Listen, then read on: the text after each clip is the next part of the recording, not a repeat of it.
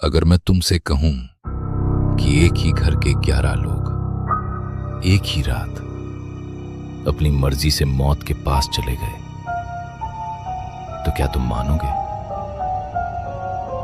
लेकिन अगर मैं ये कहूं कि उन्होंने मरने के लिए ये सब नहीं किया था, तो दिल्ली के संत नगर में एक घर था, भाटिया परिवार का घर। एक ऐसा घर जहां सब कुछ नॉर्मल लगता था, लेकिन सिर्फ बाहर से। ये एक जॉइंट फैमिली थी, 7 महिलाएं, 4 पुरुष, सब अपनी जिंदगी में बिजी, काम, पढ़ाई, शादी की तैयारियां। घर की बेटी प्रियंका की कुछ ही दिन पहले सगाई हुई थी। घर में खुशी का माहौल था। किसी ने कभी सोचा भी नहीं था कि कुछ ही दिन बाद ये घर एक मिस्ट्री बन जाएगा। 1 जुलाई की सुबह पड़ोसी गुरुचरण जी को कुछ अजीब लगा। घर की दुकान बंद थी, जो कभी बंद नहीं होती थी। वो आवाज देते हैं, कोई जवाब नहीं आता। दरवाजा खुला था। वो धीरे से अंदर जाते हैं और फिर जो उन्होंने देखा वो उनकी जिंदगी का सबसे बड़ा शौक था। घर के अंदर एक ही जगह पर 11 लोग लटक रहे थे, एक सर्कल में, बिल्कुल बरगद के पेड़ की झाड़ी जैसे। पुलिस आती है, घर की तलाशी होती है। न कोई लूट, न कोई स्ट्रगल, सब कुछ बिल्कुल नॉर्मल। और सबसे अजीब बात, किसी ने रेजिस्ट नहीं किया। सबके हाथ बंधे हुए थे, आंखों पर कपड़ा, मुंह पर टेप, लेकिन फिर भी कोई बचने की कोशिश नहीं। क्यों?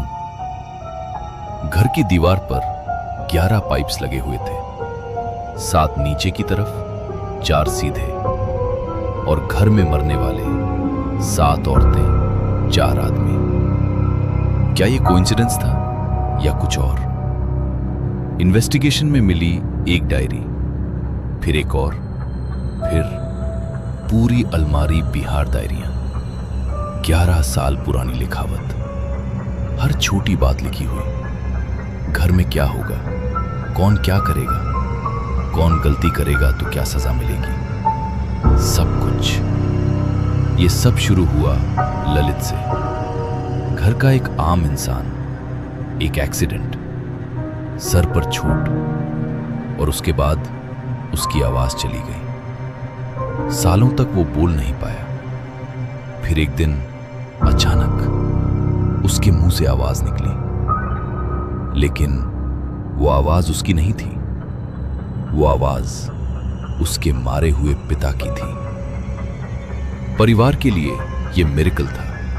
उन्हें लगा पिताजी वापस आ गए, और वहीं से सब कुछ बदल गया। अब घर में जो होता था वो ललित डिसाइड नहीं करता था, वो डिसाइड करते थे पिताजी। डायरी के थ्रू हर डिसीजन, हर रूल। और धीरे धीरे पूरा परिवार इस पर विश्वास करने लगा।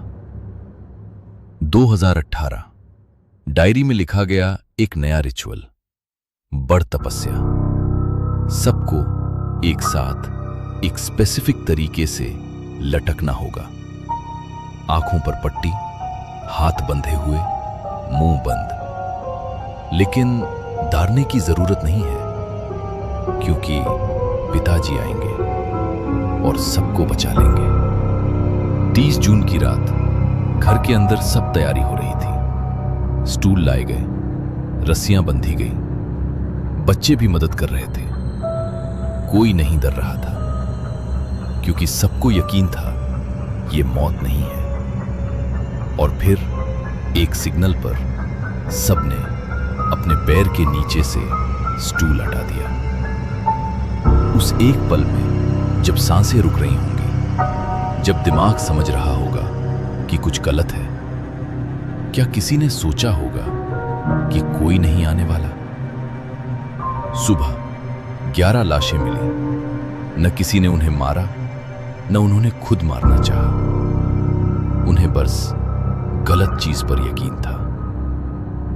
ये कहानी किसी भूत की नहीं है, ये कहानी है इंसान के दिमाग की। एक ऐसा दिमाग जो अगर गलत डायरेक्शन में चला जाए तो पूरी दुनिया बदल सकता है।